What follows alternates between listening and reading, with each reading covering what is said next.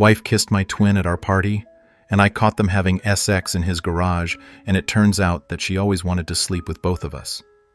Now we're divorced, and I lost my best friend. My wife and I met in high school, and we've been together ever since our junior year. We both met in art class, and we fell in love over our shared interest in painting. It was both of our dreams to go to art school and eventually be able to sell our work for a living after high school and college.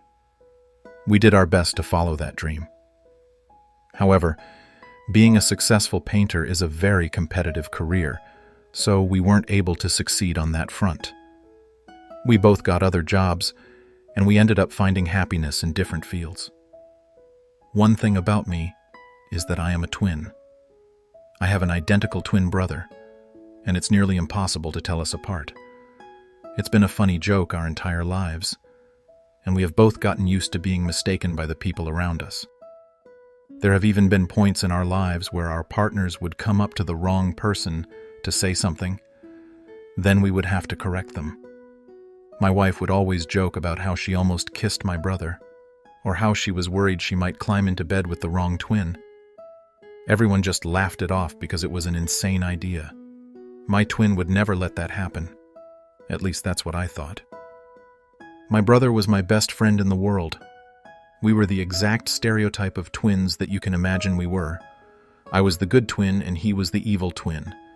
He was the one who was always getting into trouble while I was there to cover up for his mistakes. He got married about a year after I did. This is not something that I'm proud of by any means, but because he was my brother and I wanted the best for him, I ended up covering for him after he cheated on his fiancée. It was during his bachelor party. He was completely trashed, and he ended up hooking up with some other random woman in the bathroom at a nightclub. He told me about it after like it was the funniest thing in the world. He didn't even remember it. The next morning I talked to him about it, and he begged me not to tell anyone. I agreed to keep the secret, rationalizing it as just a drunken mistake that didn't need to potentially ruin his marriage all these years later. I can't help but still think about it. It was very easy for him to slip up at the time, so I can't help but wonder if it was the only time, ever since my brother and I moved away from each other. We've started a tradition of having a 4th of July celebration together.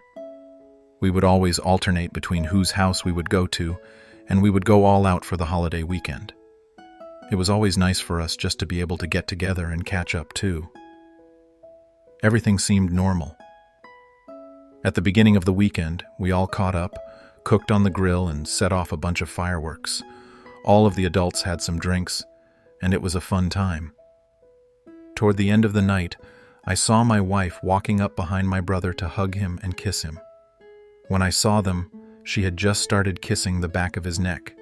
Immediately, I yelled at her and said she had the wrong twin. They pulled away from each other quickly and laughed it off. My sister-in-law and I were also laughing. My wife and brother both said that they thought it was their partner. It was a little uncomfortable, but I believed her. Later that night, after we had all gone to bed, I heard my wife get up and walk out of the room. I assumed she was going to the bathroom or getting some water. It wasn't anything unusual, but she didn't come back for quite some time. After about 10 minutes, I was curious, so I got up to go look for her. I didn't see her anywhere in the house. I went back upstairs to call her, and that's when I noticed her phone was still on the nightstand. While the screen was lit up, I saw that there were a couple of unread messages from my brother. I picked up the phone and looked at them to realize they were sent just moments before she walked out of the room. I unlocked her phone to look through them, and I saw a message that read, "Are you serious about what you said earlier? Because I really do think you're sexy." My wife replied, saying that she was serious, and he told her to meet her in the garage.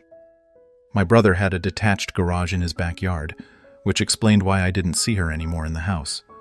Their messages were quite alarming. It was only that brief conversation in the messages, but it definitely seemed like they were about to do something in the garage. I went to the garage as quickly as I could to try to catch them in whatever it was they were doing. As I stepped outside, I noticed that the lights inside the garage were on. When I peeked through the windows, I didn't see either of them at first, though I did notice one of the cars rocking back and forth. My gut told me that they were in the car sleeping together. I opened the side door and I looked inside to see that I was right. I had the foresight to take one picture of them before I opened the door and dragged my brother off of my wife. They were both shocked to see me, but they quickly covered themselves up and tried to apologize. Sorries won't cut it. We got into a full-blown screaming match. I was yelling at my brother and threatening to hurt him. My wife was trying to calm me down, but I was yelling at her too.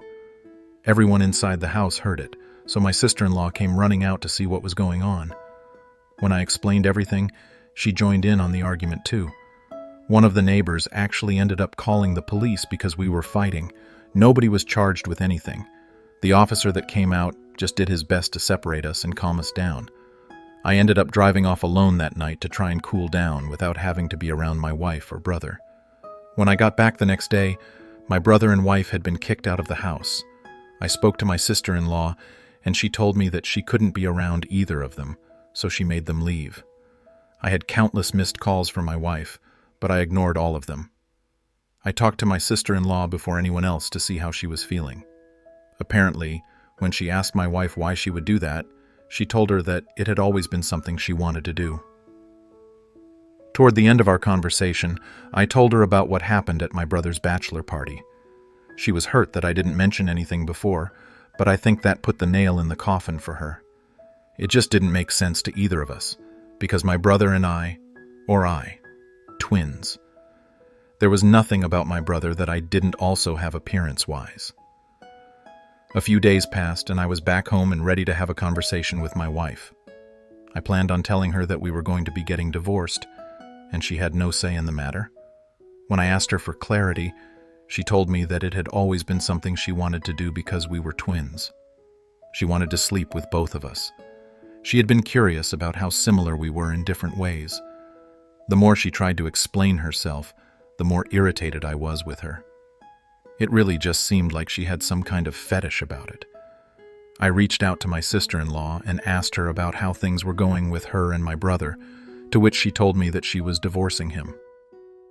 Both of us went through with our divorces, leaving my brother and wife kind of screwed in the end. My wife was forced to get a second job to cover some of the bills that she would have to take care of on her own. We were only renting, so we didn't have to go through the ordeal of splitting a lot of our assets. We have joint custody of our children now, and we're working to find some common ground between us to give the kids a semi-normal life. I don't talk to my brother anymore. Honestly, that hurts more than anything in this. Everybody else in my family is kind of frustrated with him for causing such a rift as well. Him,